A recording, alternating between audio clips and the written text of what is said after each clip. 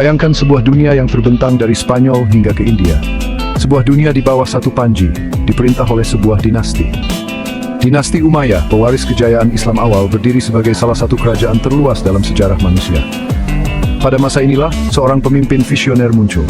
Seorang pria yang ditakdirkan untuk meninggalkan jejaknya yang tak terlupakan dalam catatan sejarah.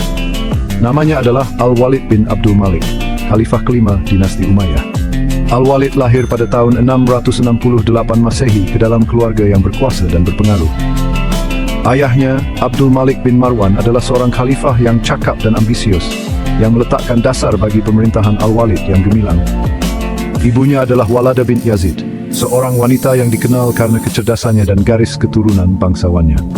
Kelahiran Al-Walid terjadi pada masa pergolakan dan perubahan besar, di mana dunia Islam masih terhuyung-huyung dari penaklukan yang cepat dan bergulat dengan tantangan membangun masyarakat baru. Sejak usia muda, Al-Walid dipersiapkan dengan cermat untuk peran kepemimpinan.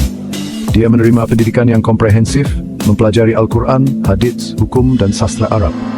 Dia juga dilatih dalam seni perang, menunggang kuda, dan pemerintahan. Didikan Al-Walid menanamkan dalam dirinya rasa tanggung jawab yang mendalam terhadap rakyatnya, dan keyakinan yang tak tergoyahkan pada Islam.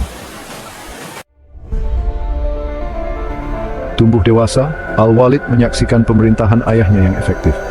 Abdul Malik adalah seorang ahli strategi yang ulung dan administrator yang cakap. Dia telah menstabilkan perbatasan kekaisaran, mereformasi administrasi, dan meletakkan dasar bagi ekspansi ekonomi. Al-Walid menyerap pelajaran berharga dari ayahnya, belajar seluk-beluk pemerintahan dan seni perang.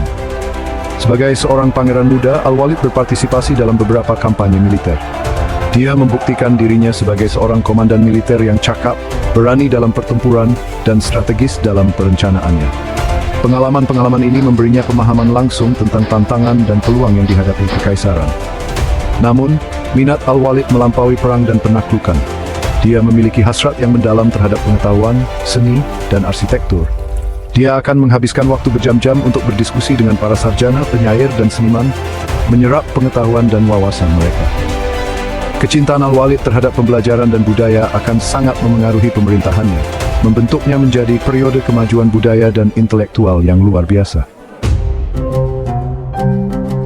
Pada tahun 705 Masehi, Abdul Malik, Khalifah Umayyah, meninggal. Al-Walid yang telah dipersiapkan dengan cermat untuk peran tersebut, naik tahta sebagai Khalifah kelima dinasti Umayyah.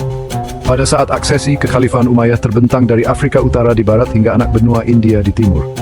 Pemerintahan Al-Walid akan menandai era baru ekspansi, kemakmuran, dan kemajuan budaya untuk kekaisaran.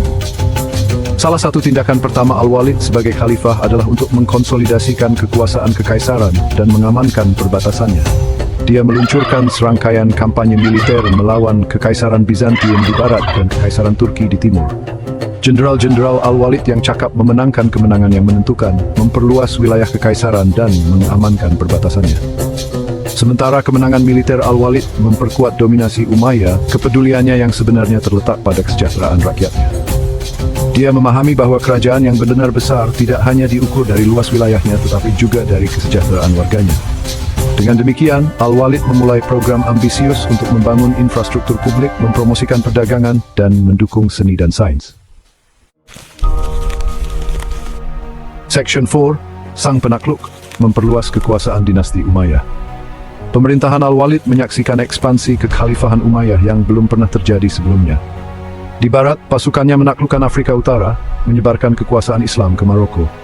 Penaklukan Spanyol yang dipimpin oleh panglima perang legendaris Tariq bin Ziyad, membawa sebagian besar semenanjung Iberia di bawah kendali Umayyah. Kemenangan-kemenangan ini menandai titik balik dalam sejarah Eropa, membuka jalan bagi kehadiran Islam selama berabad-abad di wilayah tersebut. Di timur, pasukan Al-Walid maju ke Asia Tengah, menaklukkan Transoksiana dan Khwarazm. Mereka mencapai batas-batas Cina, memperluas jangkauan kekaisaran ke tingkat yang belum pernah terjadi sebelumnya. Penaklukan Sind yang dipimpin oleh Muhammad bin Qasim membawa anak benua India di bawah kekuasaan Umayyah. Ekspansi yang luar biasa ini menetapkan kekhalifahan Umayyah sebagai salah satu kerajaan terluas dan terkuat dalam sejarah. Namun, penaklukan Al-Walid lebih dari sekadar kekuatan militer.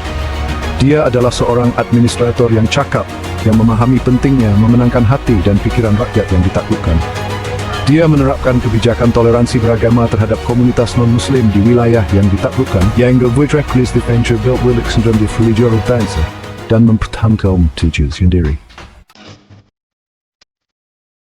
Section 5. Membangun peradaban, karya arsitektur Al-Walid yang agung. Warisan Al-Walid melampaui eksploitasi militernya. Dia adalah seorang pelindung seni, sains, dan arsitektur, dan pemerintahannya menyaksikan sebuah era kemajuan budaya yang luar biasa. Proyek konstruksi ambisiusnya mengubah kota-kota di seluruh kekaisaran, meninggalkan jejak yang tak terlupakan di lanskap dunia Islam.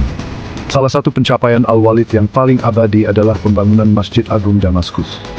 Awalnya sebuah kuil Romawi, Al-Walid mengubahnya menjadi sebuah mahakarya arsitektur Islam. Masjid ini dengan halamannya yang luas, aula salat yang megah, dan menara yang menjulang tinggi, menjadi simbol kejayaan Islam. Itu juga merupakan bukti toleransi beragama Al-Walid, karena dia memasukkan bagian-bagian dari gereja yang ada ke dalam desain masjid. Selain Masjid Agung, Al-Walid menugaskan pembangunan banyak masjid, rumah sakit, dan fasilitas umum lainnya di seluruh kekaisaran. Dia merenovasi dan memperluas Masjid Nabawi di Madinah, tempat pemakaman Nabi Muhammad. Dia juga membangun masjid-masjid terkenal di Yerusalem, Kufah, dan Basra, mempromosikan Islam dan memberikan ruang bagi ibadah bagi populasi Muslim yang berkembang. Section 6. Lebih dari seorang penakluk kebijakan dan keyakinan Al-Walid. Kejeniusan Al-Walid terletak pada kemampuannya untuk menyeimbangkan kekuatan militer dengan pemerintahan yang bijaksana. Dia memahami bahwa kerajaan yang langgeng dibangun di atas fondasi keadilan, kemakmuran, dan kesejahteraan rakyat. Kebijakan sosial dan administrasinya mencerminkan keyakinan mendalam ini, membentuknya menjadi penguasa yang dicintai dan dihormati. Al-Walid adalah seorang Muslim yang taat, dan keyakinannya sangat memengaruhi kebijakannya. Dia mempromosikan ajaran Islam di seluruh kekaisaran, membangun masjid dan madrasah atau sekolah agama.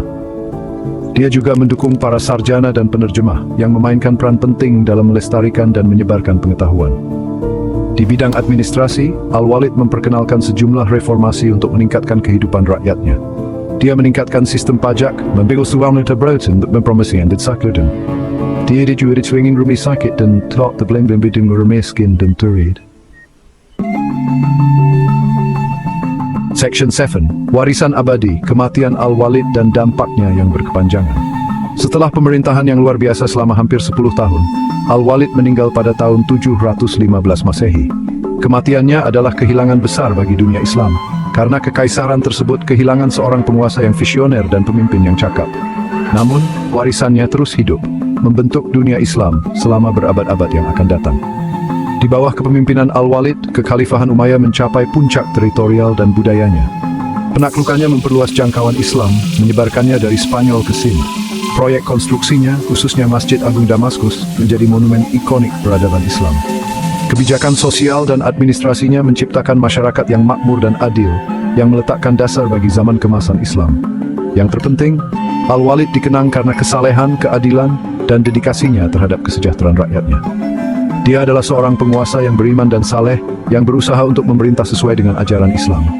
Warisannya terus menginspirasi para pemimpin dan sarjana hingga saat ini, menjadi bukti kekuatan transformatif dari visi, kepemimpinan, dan komitmen untuk keadilan sosial.